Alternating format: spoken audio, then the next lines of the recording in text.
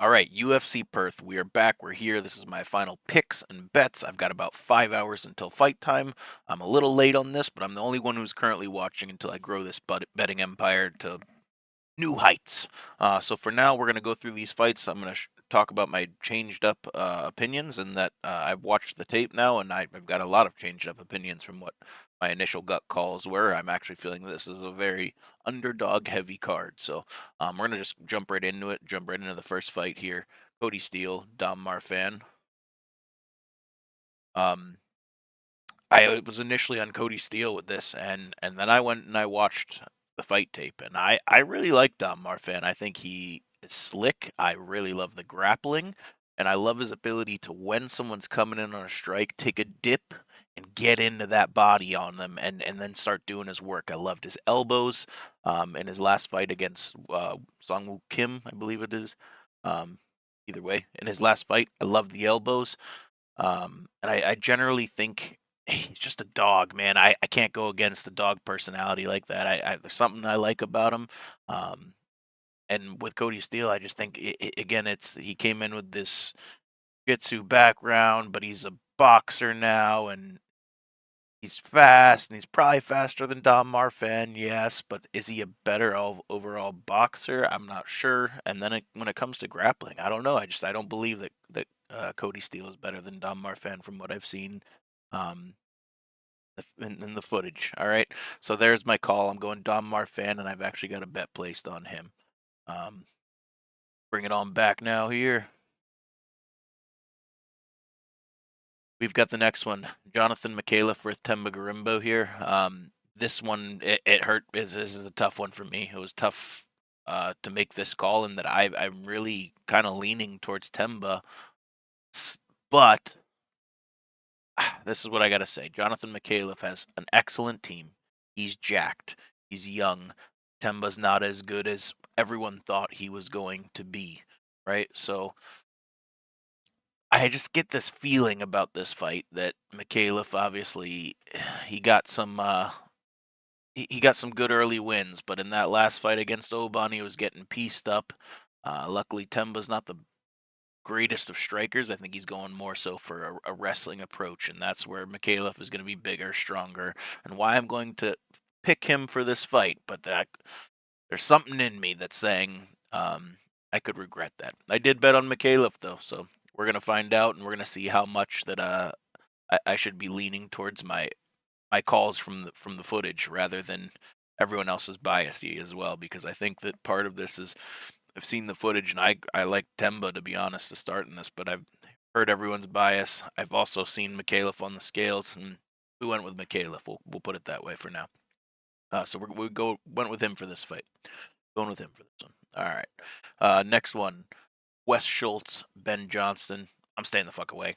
It's as simple as that. I actually think Ben Johnston can do it. He looks huge. He looks like a real fighter, and Wes Schultz kind of looked awful last time. So we're gonna keep it as simple as that. Ben Johnston, but I'm not betting on it. Colby Thickness versus Vince Morales. This is one again. The dog, Vince, man, Vince. There's nothing. There's no way I could go against Vince in this one. I went for it in a small nutsack way though. In that I just have this feeling that it could go to a decision, that they could kind of have a really good, fight. In terms of being somewhat even, in that regard, or competitive, I guess I should say. And then at that point, we're in Australia, and I just can't fully trust that they're going to give it to Vince. I took his +3.5 on the point spread, just giving him a round. All I need Vince to do is win a round and not get finished. And I know he's not getting finished by Colby Thickness. I think the finish value is on his side. And I think obviously that he can win a round. So I think that one's pretty safe. Jacob Malkoon, Gerald Mearshart. I mean, Gerald, he missed weight by 4 pounds. This is the only guy that missed weight by 4 pounds. He's never missed weight before. The guy has given up mentally. He has retired. It is going to be Jacob Malkoon. Jacob Malkoon inside the distance. I don't have a bet on it currently. But yeah, Jacob Malkoon. So Junior Taffa versus Kevin Christian. Junior Tough was part of my I should not be betting on this parlay. I will likely regret this parlay. One of these two men is probably going to blow it for me, but he is leg one of this, and that is Junior Taffa to knock out Kevin Christian on the feet, is what I expect to happen. Hopefully, he does not get into a grappling match with Kevin Christian, which I think even if he did, he's stronger, he's more dense. It's going to be really hard for Kevin Christian to take him down, and if he can't get him down to the ground, I think Junior Taffa's got him on the feet. He's going to knock him out. Easy enough. On to the next one here. Cam Rouston versus Robert Bryczek. I've got underdog in this one. I've got Bryczek. I like his boxing. I think it's really solid. I've watched some tape on that, and the man's quick, and I think he had a shitty showing against Ihor Peteria. Easy to say. But I do think he's here to fight this time, and I have a feeling, just got a feeling on this one. But I'll put it this way: I've made money on Cam Rouston in the past, so I did have to battle my own biasy towards him because he's made me some money in the past. I just think Robert Bryczek's quicker, better boxer, wants to get on the inside, won't let Cam just sit on the outside. So see how it goes. He's an underdog bet for me. Tai Tuivasa, Louis Sutherland, the second leg of my I shouldn't have bet on this parlay. Junior Tafa, Tai Tuivasa. Put them together. The boys. Okay? They're getting the wins this week because I want them to. That's what we're hoping is going to happen, really. That's about as much as I can say on my tape study for this, is that I want them to win. Want to see Tai Tuivasa come back. I want to see that shoey.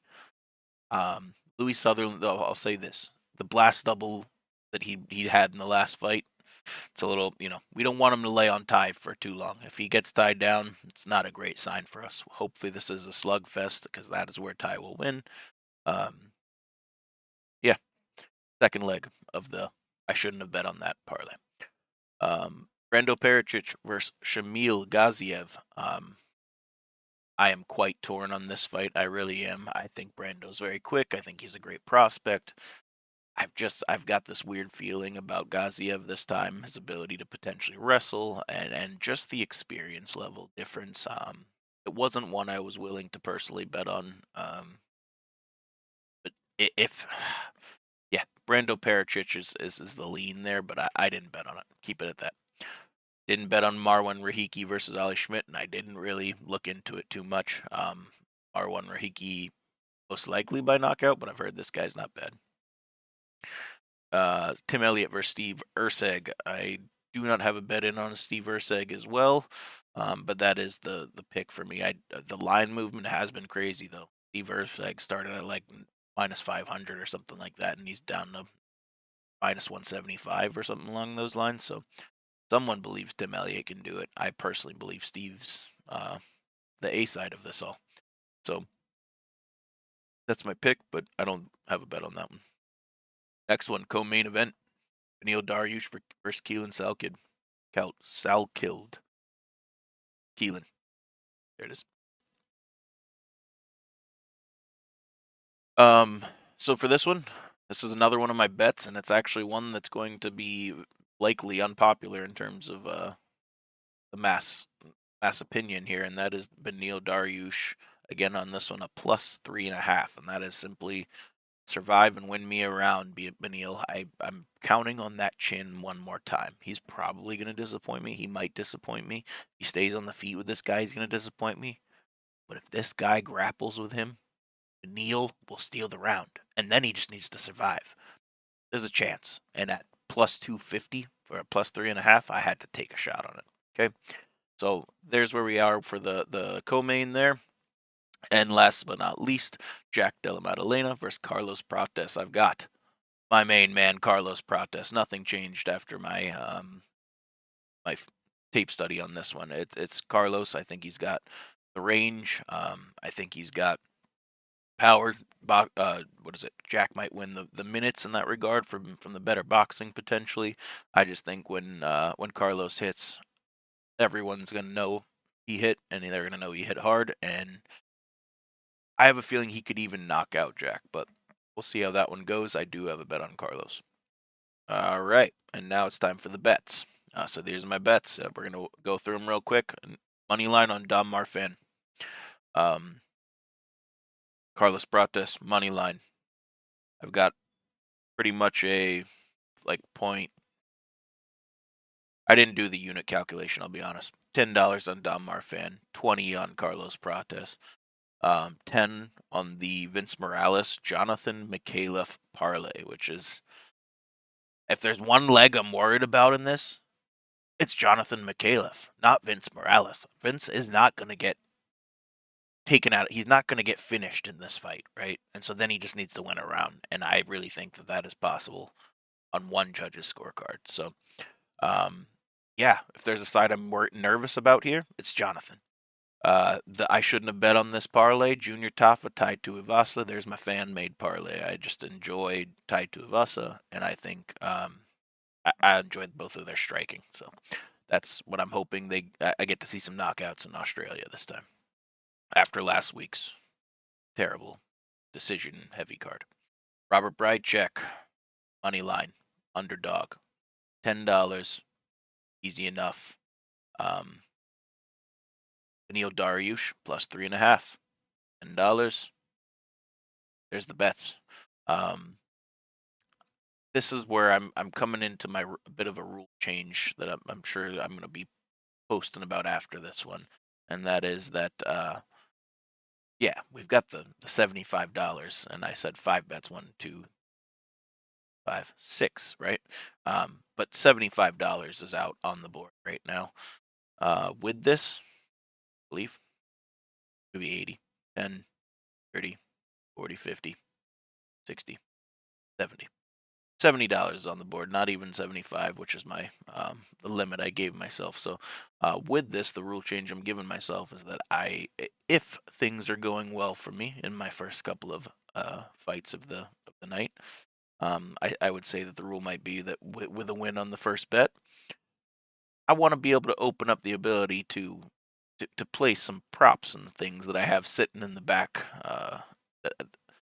of my mind that I'd like to be able to place for certain fights, and we'll keep the unit small, and I might regret this later. So there's my rant about changing up my rules already and breaking them, and I'm going to be mad at myself later. This is for you, motherfucker.